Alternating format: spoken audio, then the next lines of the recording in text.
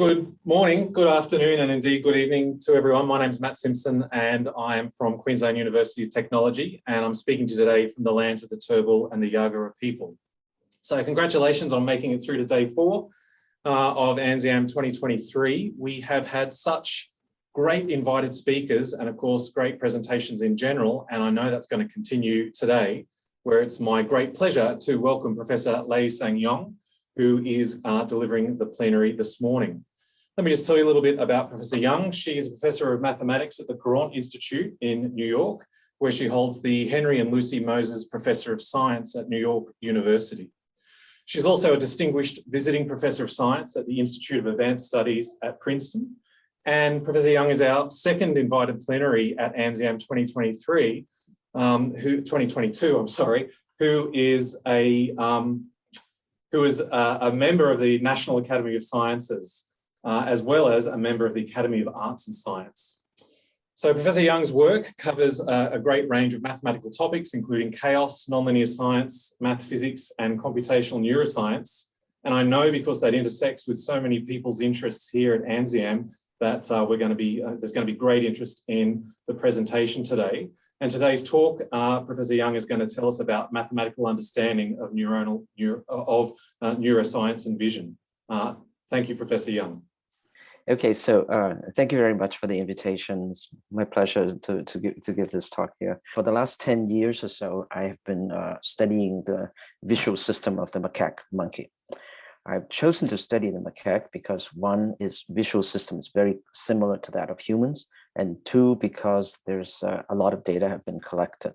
So my aim is to try to develop a mathematical theory for how this visual system works. And the main tool is modeling and analysis. Okay, so since not everyone is in the subject, let me start by with a little bit of a neurobiological background. So this is obviously the head of human rather than monkey. So the visual signal comes in through the eyes, and from there, your optic nerve takes it to this bent knee-like structure called the lateral geniculate nucleus. Okay, and from there it goes directly to the back of your head, where the visual cortex is. So the visual cortex is made up of different regions, V1, V2, V3, and so on. Okay, and I'm going to be mostly talking about V1, which is the primary visual cortex. The primary visual cortex is the entry point to cortex. Okay, if one is to summarize its function in one sentence, I would say it determines the edges at specific spatial locations. Well, I'm going to come back to this later on. Okay, the different visual cortical areas are not only divided in different regions of the cortical sheet, but they also have different functions. V4, for example, is associated with geometric shapes and forms, and V5 with motion, etc. Okay, but these cortical areas are not the same. V1 is far and away the largest and most important, most complex and most important, because everything comes through V1. Whatever V1 doesn't see, the rest of them won't get the information. So in fact, many of the functions are initiated in V1, but they're not completed there. They're passed on to the higher cortical areas to be completed. So the visual information goes to the retina, to LGN, and then to V1, and then to the higher cortical areas. And this is the region that I'm going to talk about, LGN to V1. Okay, so a couple more facts that are useful to know. One is that there are two distinct visual pathways in LGN, completely distinct in LGN and mostly distinct also in V1, the magno and the parvo pathway. The magno pathway is very sensitive to contrast, and it doesn't see details as well. It doesn't have color. So what is a situation of low contrast? Typically is a foggy day that would have very low contrast, and you use your magno pathway. Parvo is more complicated. I'm going to be doing the magno, the simpler of the two. And there's one other thing to know is that this entire cortical sheet, neural sheet, which is like 2 to 4 millimeters thick and really crinkled up and tucked underneath your skull, much more crinkled up than this, so they won't be able to draw these regions. Okay, this in itself is divided into many layers, like 6, 7, 8 layers. Okay, this is what you see here is a piece of V1 under the microscope. You can see that there's this is like one layer with very dense lateral connections. There are also some interlaminar connections, but you can see the layers that are made of different cell types and so on. So this is by and large the overall picture. And I'm going to be focusing on this. So directly from the retina, it goes to LGN and to visual cortex, V1, and then to the higher cortical areas. And this is what I'm going to be talking about. So today's topic is the following. I'd like to explain how cortical cells acquire their orientation and direction selectivity. Okay, so these are two capabilities, and I want to say a few words about them. So, so first, a couple properties, basic properties about V1 neurons. One is that they have very small receptive fields, meaning that if you take a V1 neuron and look at the information that from your visual field that goes to that neuron directly, okay, not through other means, but directly, it's very small. It's kind of like a quarter the size of the moon. It's so it only sees a little spot in your visual area. And the other one is something called a retinotopic map. The retinotopic map is a point-to-point map that goes from your visual field, which is two-dimensional, to the retina. Now it's easy to imagine how that works, right? And your retina, when your eyes are open, there's a mapping from your visual field to the retina. But this same map is carried over to LGN and to V1. So in LGN and V1, there's a copy of the spatial locations of your visual field in front of you. Now, it's important to know that the visual system does not work like a camera. Okay? So it does not. It doesn't just record pixel by pixel what is in front and then pass it on. It doesn't really do that. It kind of it changes the information. It extracts certain features and modifies it. I mean, to put it very roughly, it kind of takes the signal apart and puts it back together. And how it does that is exactly what I'm trying to understand. Okay. So orientation selectivity. Okay, I'm going to abbreviate that as OS in this talk. So it's a fact that each neuron in V1 has a preferred orientation, meaning that something like this. So here's a neuron. It has a, well, this is not a neuron, but this is the recording from a neuron. If you put a bar, so this neuron likes this angle. This is the orientation that it likes. Okay, so in this little receptive field, if it detects an edge in this direction, it would fire a bunch of spikes. If you move that edge a little bit farther away in either direction, then we'll fire fewer spikes. And if you move it farther away still, then we'll fire even fewer spikes still. Okay, so in this way, when that neuron fires, it signals the existence of an edge with this orientation in its receptive field. And of course, each visual area is represented by neurons that prefer all kinds of angles. So by piecing all that information together, like which neuron looking at which receptive field area is firing, one would figure out the contours of objects. So it's a very important property. It's one that enables us to figure out the contours of the objects that we are seeing. And related to orientation selectivity is DS, direction selectivity. And DS is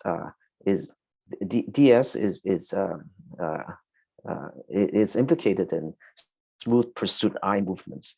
Okay, meaning the following. So this neuron likes this orientation. So if I take a bar and move it from left to right, or move it from right to left, the neuron will react very strongly to one of these two directions, but not to both, or unequally to both. Okay, so these neurons are used in smooth pursuit eye movements, which means the following: when you have an object moving across your visual field, so your eyes kind of lock onto it, and the way you lock onto it is that so you look at the neuron at one moment in time, then the information goes to the brain, and you detect that the object is moving in a certain direction.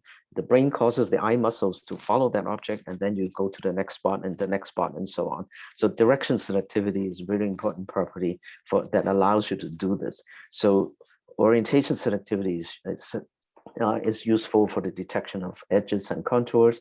And direction selectivity is for tracking motion, the direction of motion. So these are two very fundamental properties that we like to we have, and that I like to understand where they come from. Okay, so a little bit about the about the model that I'm going to use. So I'm going to be talking about the input layer to V1 in the Magno pathway. That's called layer 4C alpha. It's the only layer that I'm going to talk about. So as far as you're concerned, it's just one layer of V1, the input layer. Okay. Now the input layer of V1 is roughly a two-dimensional network of neurons. It's not exactly two-dimensional, but it's very close to being two-dimensional. And it's spatially homogeneous, but not all coupled or anything like that. The circuits are mostly local. So in mathematical language, one could say that it's like the connectivity is kind of spatially translationally invariant. It's roughly like that. And there are two main types of neurons, excitatory and inhibitory, most of them excitatory. Okay. There are, of course, many subtypes, but for our purposes, just these two is good enough. Okay. And now these numbers are also not important for the rest of the talk, and certainly don't have to remember them. But just to give you a sense of what the model that I've been working with looks like. Okay.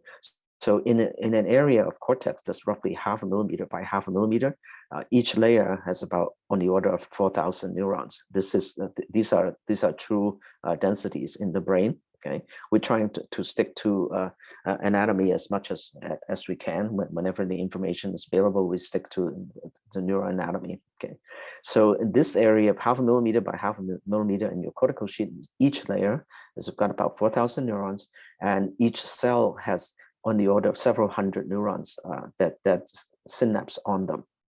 So if you put an E cell here and look at the neurons that are presynaptic to E, in other words, they send signals to E cells that they form truncated Gaussians. The E to E is very sparse, it's at about 15% density in the middle, and the other ones are denser. Okay, so E to I looks like this, and I to E or to I looking like this. Okay, so these are the numbers of neurons that are connected to each neuron, and it's drawn isotropically and fairly randomly. Of course, in real life, it's not random, but because it's complicated enough that we just modeled it as random. Okay, and the neurons interact dynamically by sending fixed size electrical impulses to one another. So when one neuron spikes, it sets off a chain of biochemical reactions that causes changes in the recipient neuron and so on. Okay, so this is the overall architecture of the model that I'm looking at. Okay, so we have like about 9-10 hypercolumns, each one with 4,000 neurons, and it's like a network. So each one has a few hundred presynaptic neurons. Okay. And what about the equations of neuronal dynamics? Okay, in the models that I have been working with uses integrated fire neurons, which is just I think many of you, this is a very, very standard way of modeling neurons, so many of you are familiar with that. If you haven't seen it before, it's really a simplified model where one says, okay, I'm not going to pay attention to all the biophysical processes that are going on. Let me just keep track of the electrical properties, because spikes are in terms of electrical properties. So and spikes is how neuron communicate. So I'm going to just focus on the electrical properties. So in this very simplified model, it's simplified, but actually considered to be a very good model. The variable is membrane potential of a neuron, and the membrane potential is usually, this range is more like -70 to -75 millivolts. So I have renamed the reset value to 0 and the spiking threshold to be 1. So the membrane potential is mostly fluctuating in this range. And when it reaches 1, it will fire a spike and get reset to 0, sits there for a couple of milliseconds, and then it continues on.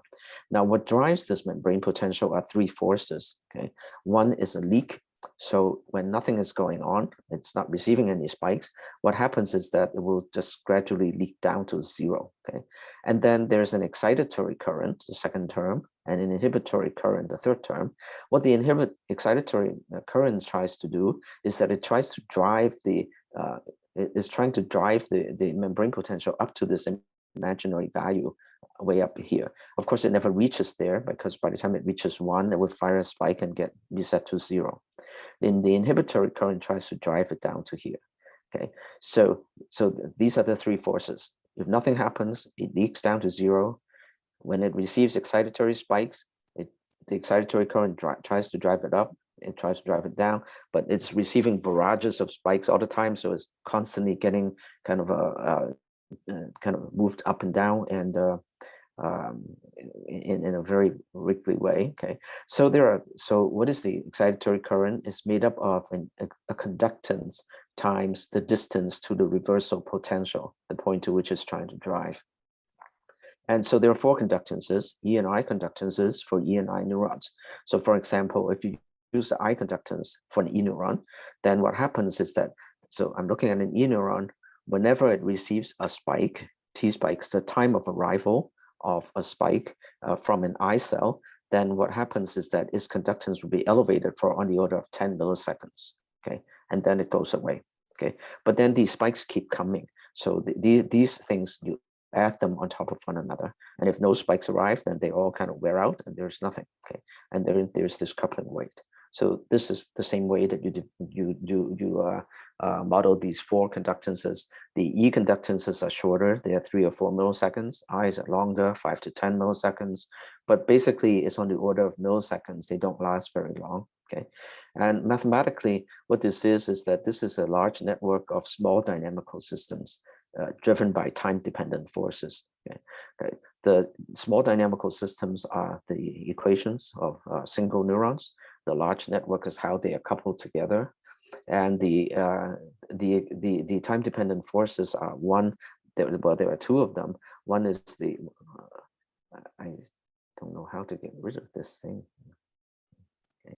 Yeah. So, and one is the visual signal, and the other one are other signals from the body, you know, like attention, or I'm hungry, or I'm sleepy, or things like that. Those things are pretty impossible to model. So in my model, I would work with mostly this dynamical system driven by the visual input.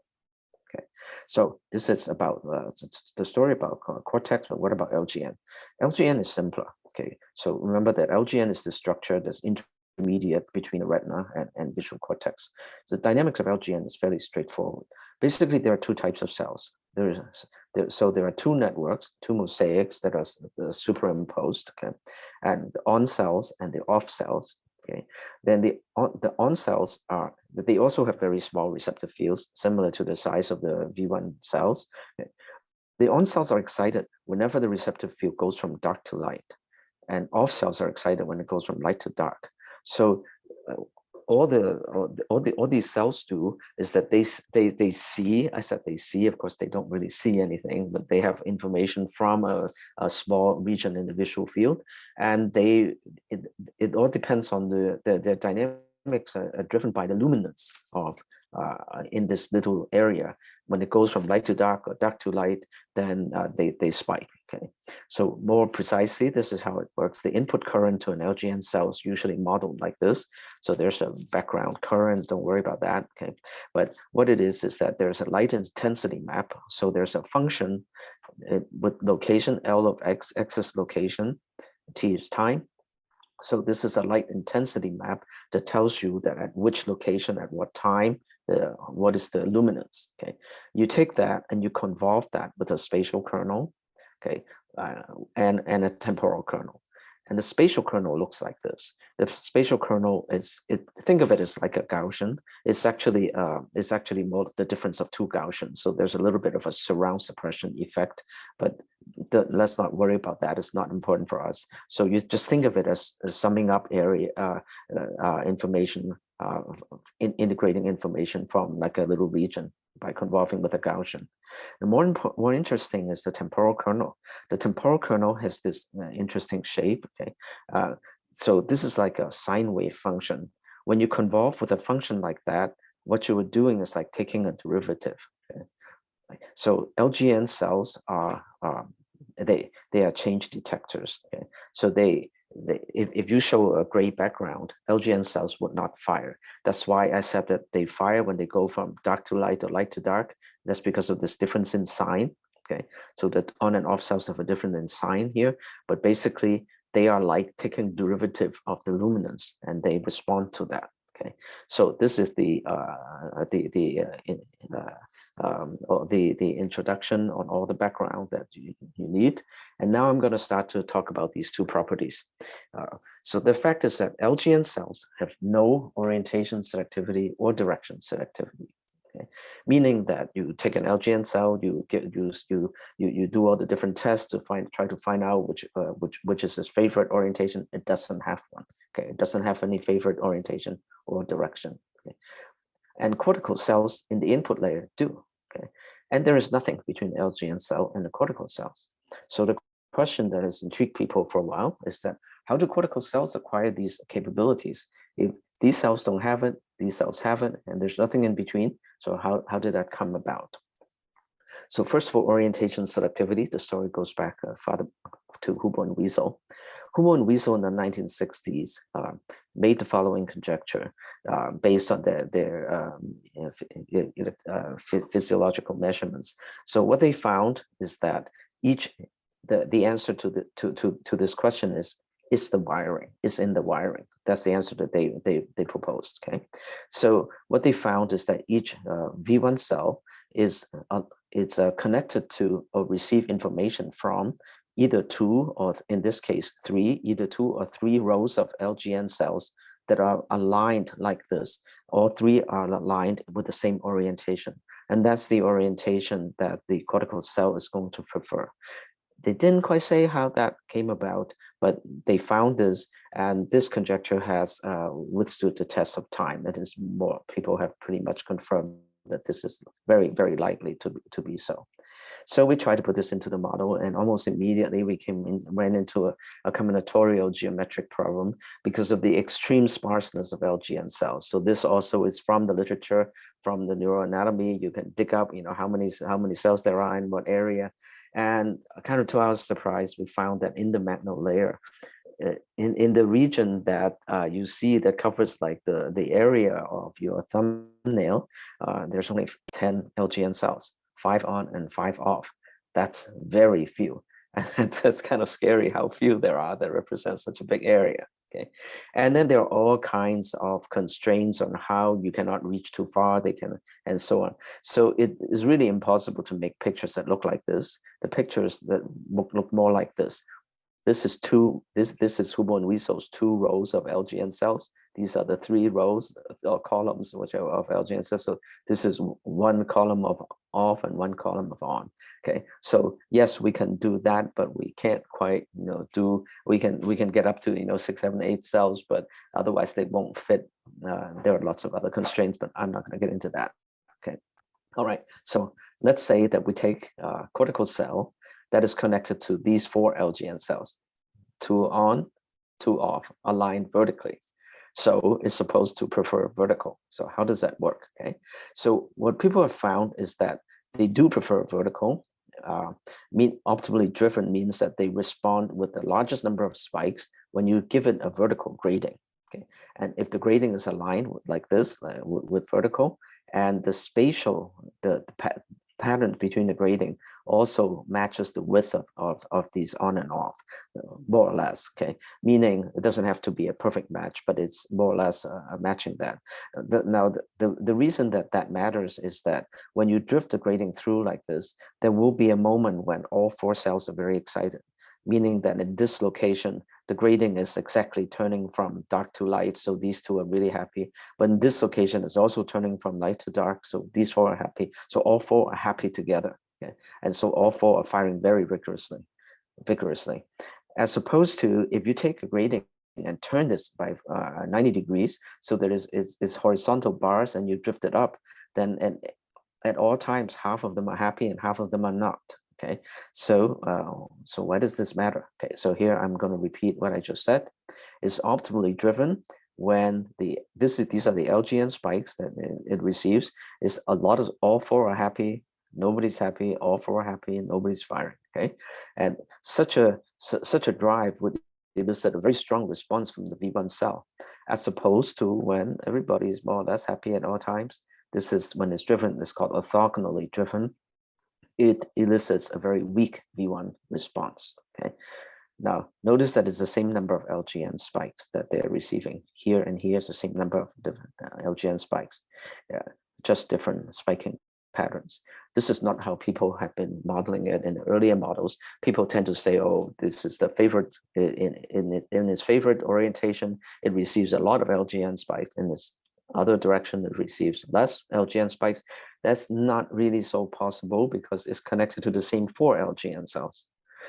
It's the same 4 cells. Once it's connected to it, it's connected to it at all times, right? And since the LGN cells can't tell the difference between the different orientations, how can the number of spikes be different per second? Okay, so same number of LGN spikes, but different. So why do spiking patterns matter? Okay, that's something we need to explain. Okay. Another thing we need to explain is about feed-forward versus intracortical currents.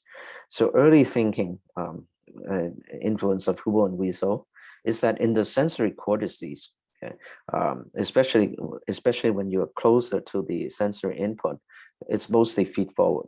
So people used to think that it's always the visual information that comes in and that is the main signal. And maybe once it reaches cortex, cortex will change it a little bit. Okay, so it's mostly feed forward and a little bit of modulation from lateral. But the modern view has totally rejected this hypothesis. What they have found is that the current lateral current is far and away the strongest. Next comes usually feedback, and feed forward is actually very weak. Okay, which seems almost a little bit contrary to intuition, right? This is where your signal comes from, but it's very weak. So in the model that we use, LGN current is only about 10% of the intracortical excitatory current. Okay, so how does so little input have such a big effect? It's also something that needs to be explained. So let me try to explain that. Okay, so one way to understand that is like this. Okay, so observe that if you take a neuron and look at the excitatory current that comes into it and the inhibitory neuron that comes into it, the two, this is just drawn in by hand. It's not experimental data. But what I want to say is that the two currents, if I make the I current, the magnitude of the I current, they're very similar in magnitude. They differ only by a little bit. So that when you add the E and I currents, the difference is really tiny. And this tiny bit determines the firing rate of the neuron. Proof: if you look at the integrated firing neuron, ignore there are 3 terms that drives the dV/dt. There's a leak, let's ignore the leak. Then there's the E and I current. So if you ignore that and integrate to the left side, you get firing rate. Let's say you have an E cell. Integrate the right side, you get E current minus the magnitude of the I current. Now you can look at the E current, you can estimate that the number of presynaptic cells, the firing rates of each cell, which I assume to be the same as this one, the synaptic coupling weight, which you can more or less measure, the distance to the reversal potential. You can compute this, estimate this roughly, and you can see that this number is a lot bigger than that. So if this number is the difference of 2 numbers, one of which is a lot bigger than it, this is how the picture has to look. Okay, so this is one way to understand this. And this is there is a classical balanced state theory, as many of you will know, due to Van Vriesek and Sombolinsky. It's a much more elaborate theory. It's about what happens when the system size goes to infinity, how these two become equal. Okay, so let me take the simple-minded view that I'm not going to let system size go to infinity because local circuits only have a few hundred to 1,000 neurons. It's not infinite. Okay, but I also don't care about them being equal. In fact, I'm very interested in the difference because the difference is driving a firing rate. It also tells me that a consequence of this is the unreasonable effectiveness of external drive, because external drive, laterally, the E and I are so well balanced that if you have an external drive that disturbs this balance by just a little bit here, you can have a very, very big effect. So I think of this as an unreasonable effectiveness of external drive, which is a consequence of the balancing of E and I laterally. It's a very clever way of doing things, because this means that from one brain region to the next, you don't have to send a lot of currents. You just have to, you kind of have a lot of currents locally generated, and they more or less balance. And that little bit of current that you send in just disturbs that balance and causes things to happen. Okay? So this is one of the reasons why it has such a big effect. So why do spiking patterns matter? Okay, here's a cartoon for that. There's more reason than one, but here's one reason. So this is the integrate and fire equation. I said to forget about leak, but no, don't forget about leak. Let's pay attention to leak right now. So what happens is that you drive it up and then it leaks, and then it receives another spike and it leaks, it receives another spike and it leaks, okay? So this is a cartoon, it goes like that, okay? Now you can see that if the spikes come in very quick succession, it's gonna drive it across threshold. Once it goes across threshold, it will fire a spike, okay? And then it will reset, and then you will drive it up and fires another spike like that. Whereas if the spikes are farther, they come farther in between, you have more time to leak out, and so it takes more work to drive it to threshold. That may be one of the reasons why firing rates matter. Okay, but if you look at it, it's actually pretty pretty amazing, right? If this is a vertical grading, this is a horizontal grading. Don't forget that there's a lot of angles in between. That means that the spike pattern is going to be somewhere between this and that is going to cause all the difference in the world. Okay, okay, so.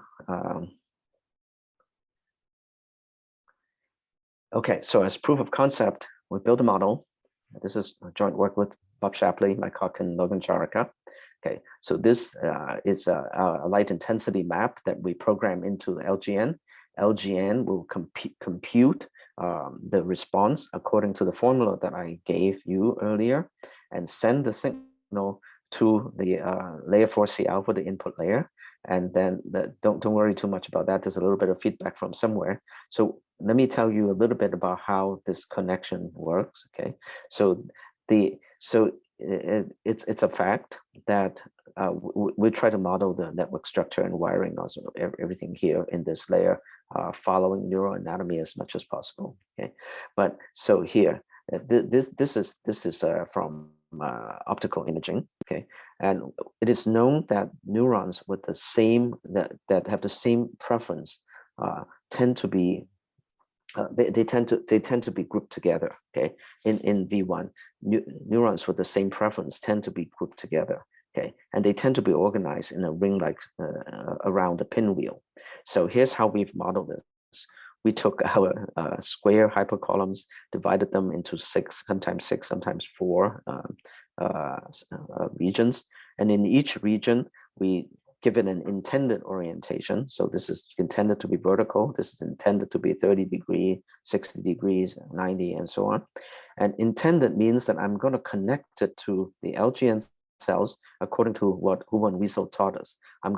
So vertical is going to be connected to two or three rows of columns of vertically aligned LGN cells.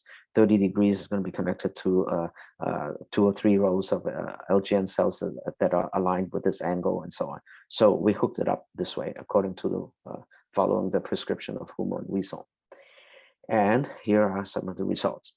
Okay, so this is these are what I think of as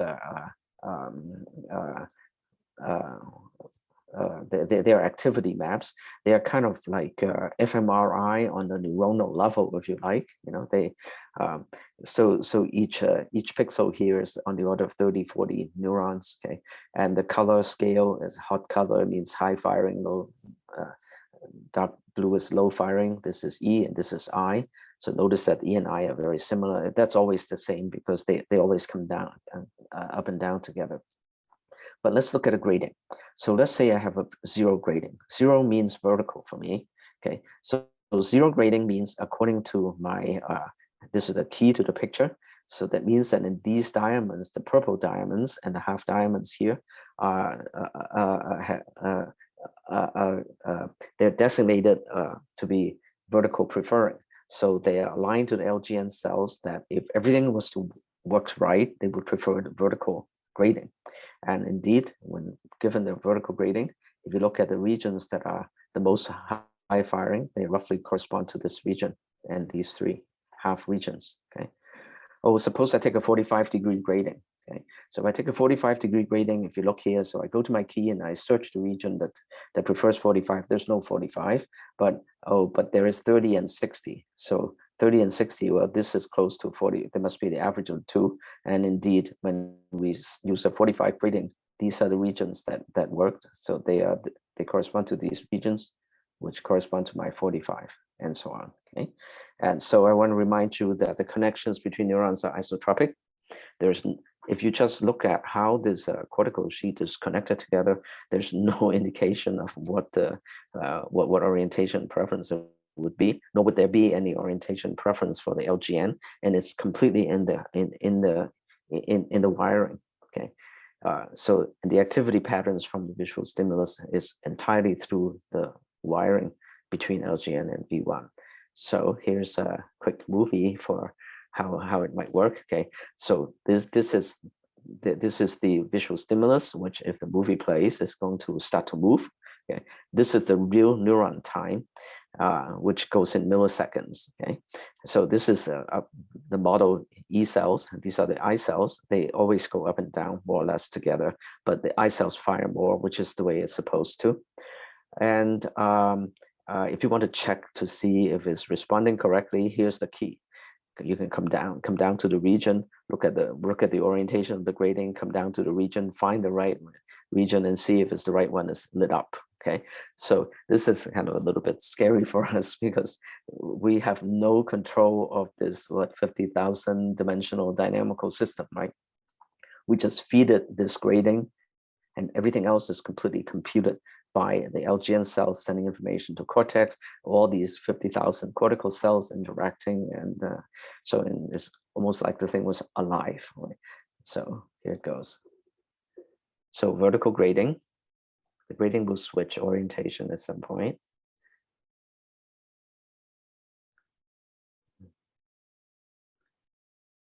And the region that's lit up also switched, right? Now, for those of you that are mathematical minded, what you should think of is that this is a non-equilibrium steady state in my large dynamical system. It's a non-equilibrium steady state in a very high dimensional dynamical system consisting of 50,000 neurons coupled together. So what I'm showing you are two observations, the E firing rate and I firing rate from this invariant measure, if you will. Okay, so let me go to the direction selectivity. So each V1 cell prefers a vertical direction. Okay, so from now on, all of my cells are going to prefer vertical orientation. Okay, direction selectivity means that it prefers either going left to right or right to left. Okay, so it favors one over the other. And this is a neural basis for motion perception, as was discovered in the 1960s, also by Hugo and Wiesel. And it's important to know also that individual LGN cells are not direction selective. Now, experimental facts show that in the input layer, more than half of the simple cells, let's not worry about what simple cells are, they are directional selective. So it's not a rare thing. More than half of them are not just a little bit direction selective, but very strongly direction selective. And they consistently prefer the same direction. So it's not something that's just chance. If the cell prefers one direction, always prefers the same direction. So the question I would like to answer is, what are the underlying biological mechanisms for direction selectivity? And may be different for different animals. So I'm talking about a macaque. And I want to not just have a mechanism, but it should be quite biologically grounded, but it should also be realistic, meaning that it should be consistent with data. And there's a fair amount of data on how direction selective and so on. So here's a proposed explanation.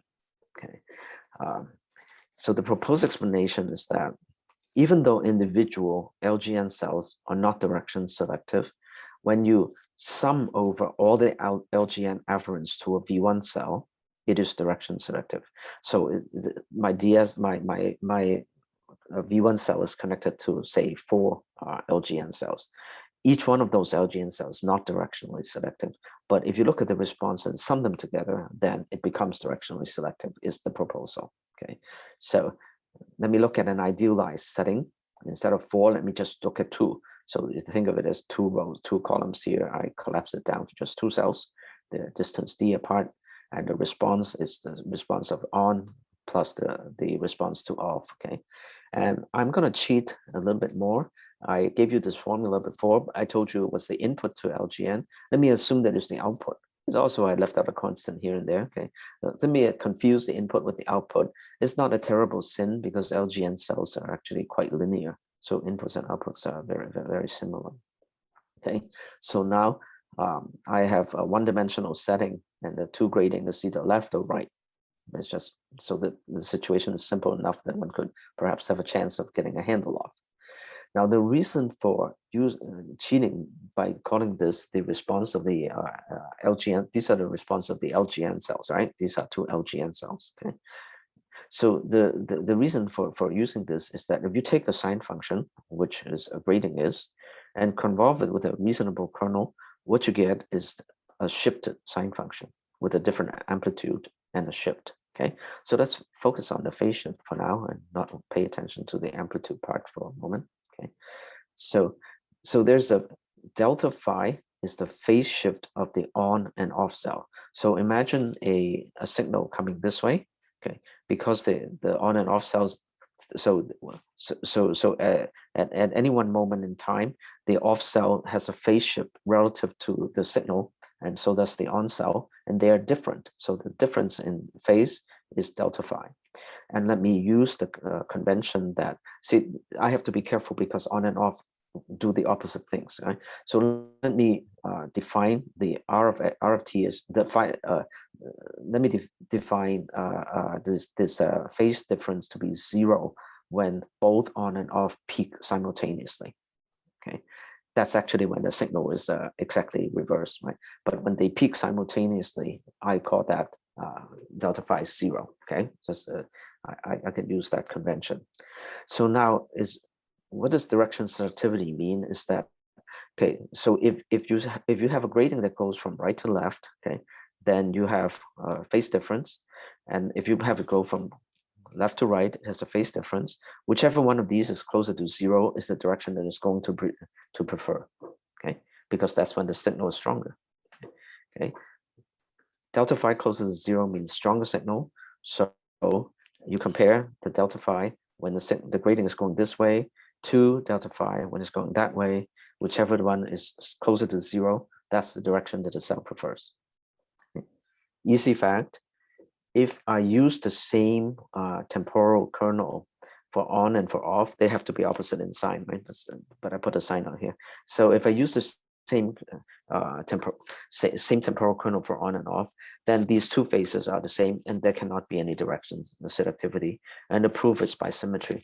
You see, if you move the signal from here to here, of course, this one leads that one. But if you go from this side, this one leads that one. But I don't care who leads. I only care about the difference, and the difference is the same. So this tells me that if the kernels are the same, there cannot be any direction selectivity. Thus, ds is equal to broken symmetry caused by different time kernels. Okay, this is not so hard to see. It's a very simple fact, but the thing is we need to find a biology-based explanation for how this broken symmetry comes about. So we found two mechanisms. The first one is the time delay of a few milliseconds in the arrival of the on signal. And this has to do with the circuitry in the retina, that the on signals have to go through an extra loop and takes a few more seconds before arriving. Okay. So now, if you have a signal coming this way, and this one is delayed, then there's a long time between going from here to here, versus if you have the signal coming that way, if this one is delayed, then the two become much closer. Okay, so I've broken the symmetry, and there's direction selectivity. Okay. But this produces DS only at high temporal frequency. Temporal frequency refers to the speed at which the signal is being drifted. So if the time to go from here to here is let's say 30 milliseconds, and I change it by 8 or 10 milliseconds, that's a big change. But if it's 250 milliseconds and I change it by a few milliseconds, it's not noticeable. So it doesn't work very well at low temporal frequencies. We need another mechanism. And found a second mechanism in the different shapes of the on-off kernels. So combing through the data from these guys from nearly 20 years ago now, I discovered that the kernels for on are often a little bit, not only are they delayed, they tend to be a little bit taller than the ones from off.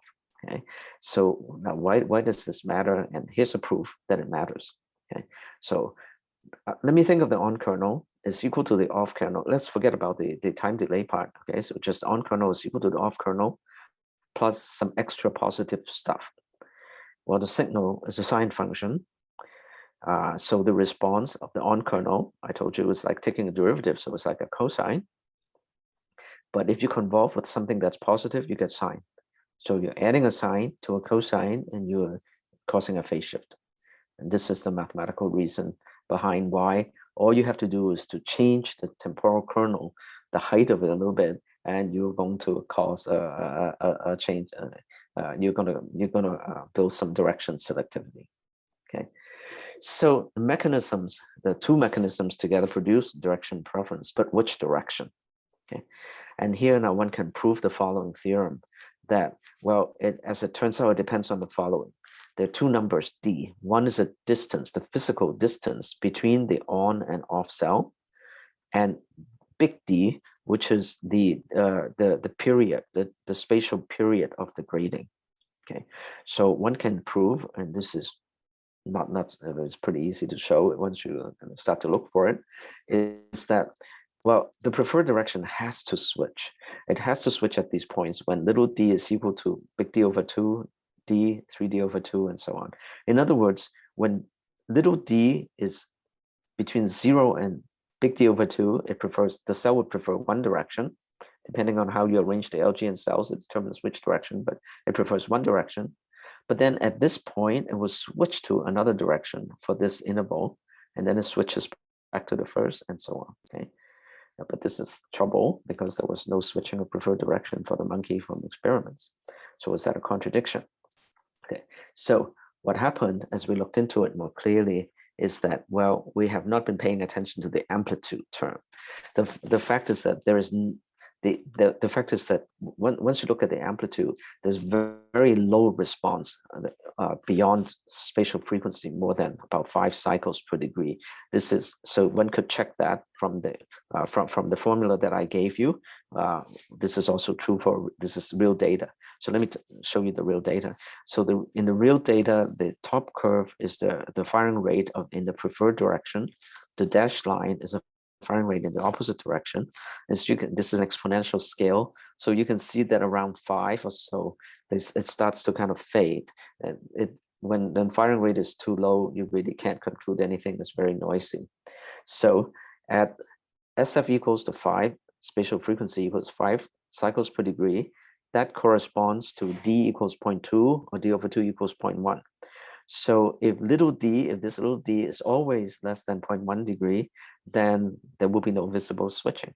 Even though mathematically it switches, you won't see it because the amplitude is so low that it's really all noise.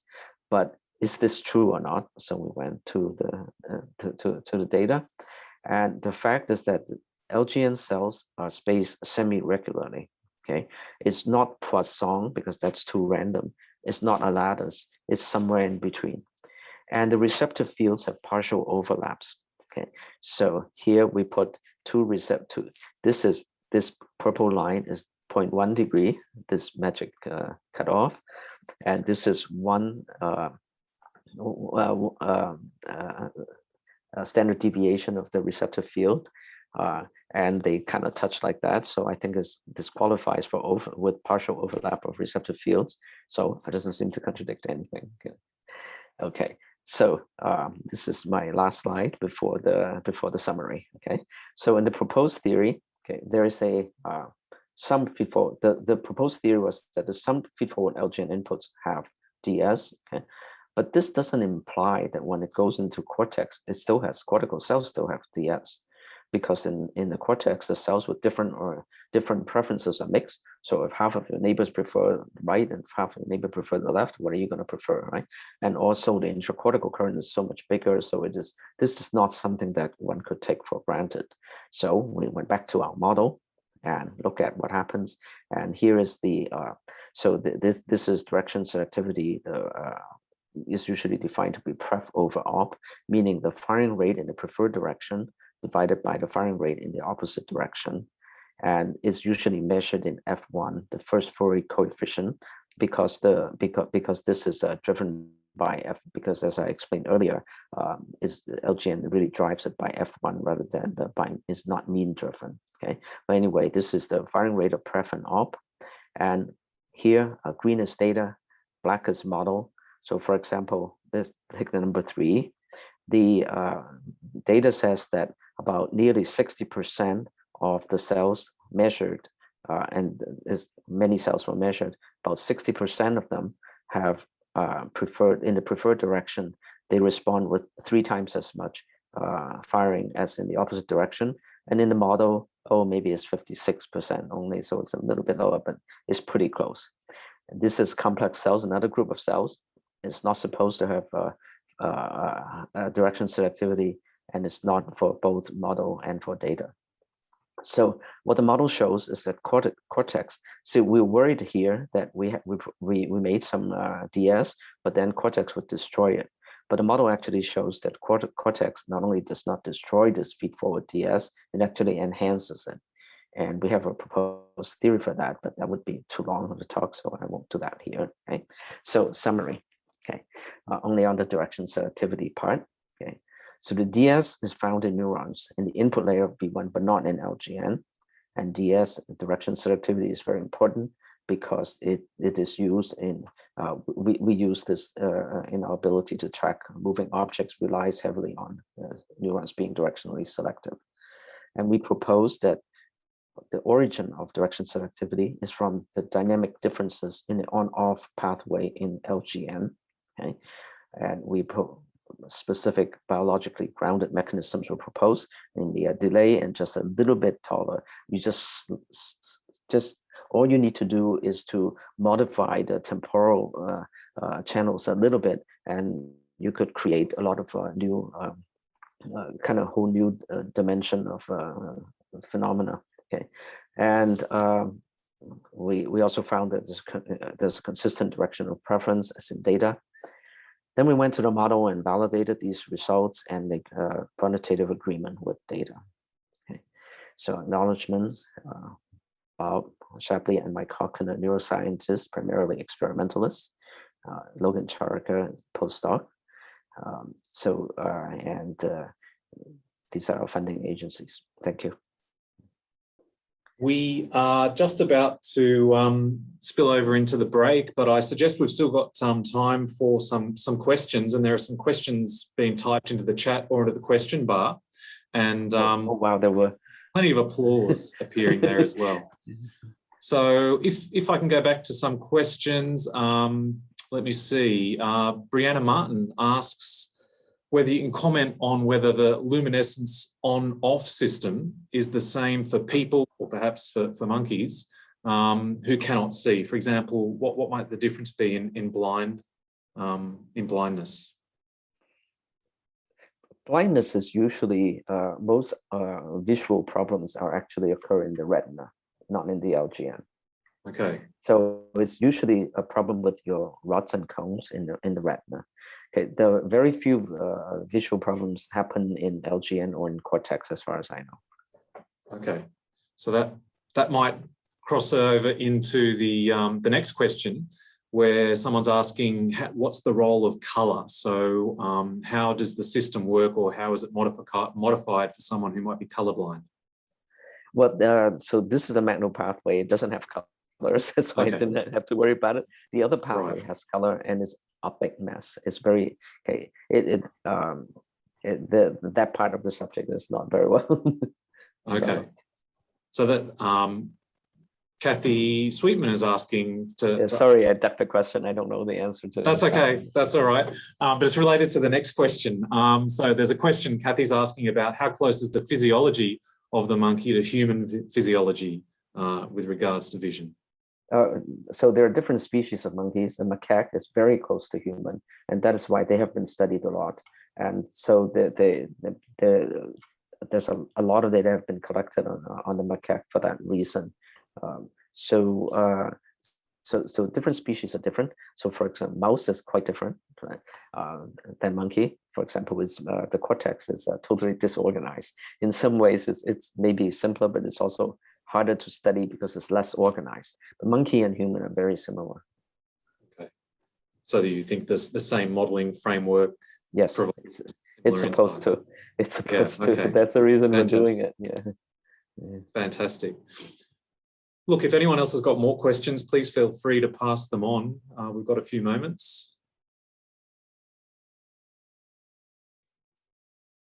Okay. Otherwise, perhaps we could thank Lei Sang again for a terrific talk today. Oh, hang on a moment. Before we go to that, Yvonne Stokes is asking, what precisely do experimentalists measure with the